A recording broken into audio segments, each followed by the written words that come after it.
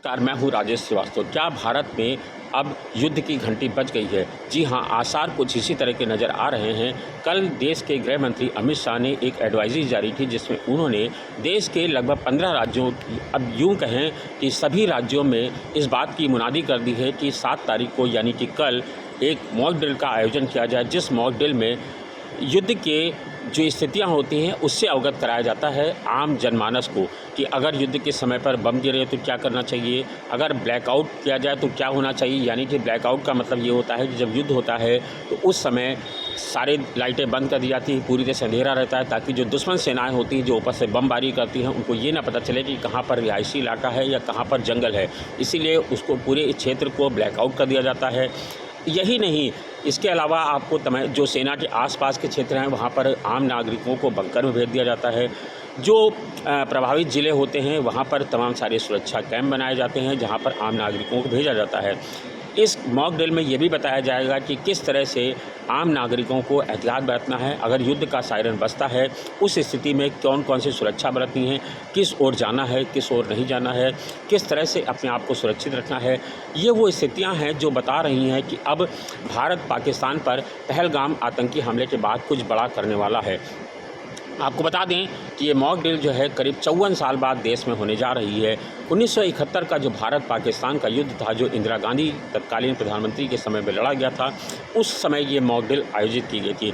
देश में 1971 के बाद से कोई मॉक ड्रिल नहीं आयोजित की गई। ये पहला मौका है जब देश से मॉक ड्रिल आयोजित करने का फैसला लिया गया है।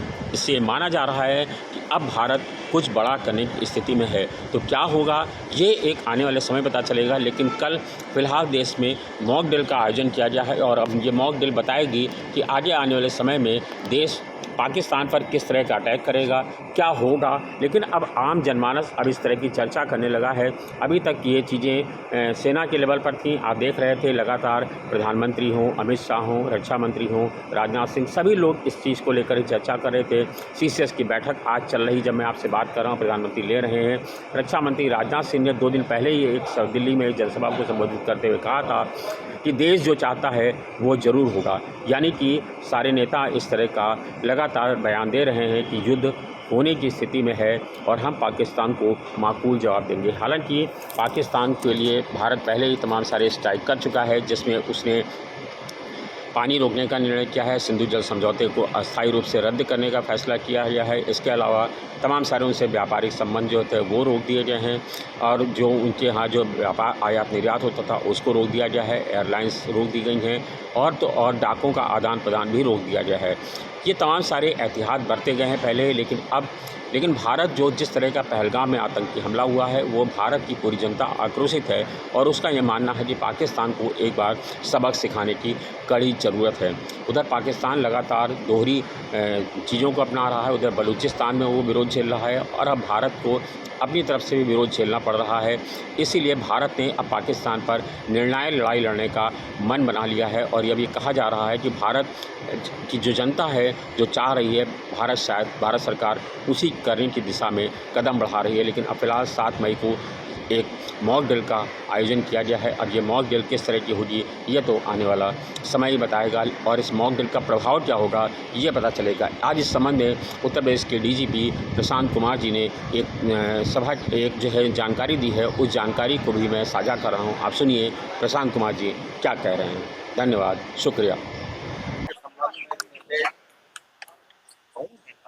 भारत सरकार से प्राप्त हुए हैं,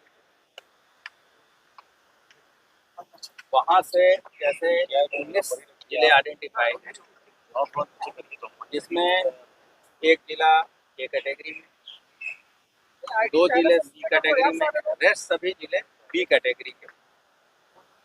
लेकिन यहाँ की संवेदनशीलता को मद्देनजर रखते हुए शासन द्वारा ये निर्देश दिए गए कि सभी जिलों में और जितने भी हमारे वर्टिकल्स हैं, जैसे civil administration, police administration, fire services, disaster response force है, सभी के साथ मिलके ये मॉक ड्रिल और प्रिपेयर्डनेस रखा जाए ताकि आकस्मिकता की स्थिति में हम लोग इन चीज़ों से निपट सकें। कोई समझ एक साथ ये तो अभी ड्रिल कर, ये तो स्थानीय स्तर पर इन चीज़ों को इस संबंध में विस्तृत निर्देश शासन से और मुख्यालय को जारी किया गया। समय के बारे में वो स्थानीय लोग इसको तय कर, या अगर कोई भारत सरकार से कोई केंद्रीय अगर सेंट्रलाइज कोई शासन के आदेश आते हैं भारत सरकार या शासन, अदरवाइज अभी तक विकल्प किया जाना है और सभी वर्ष तक। ठीक सर।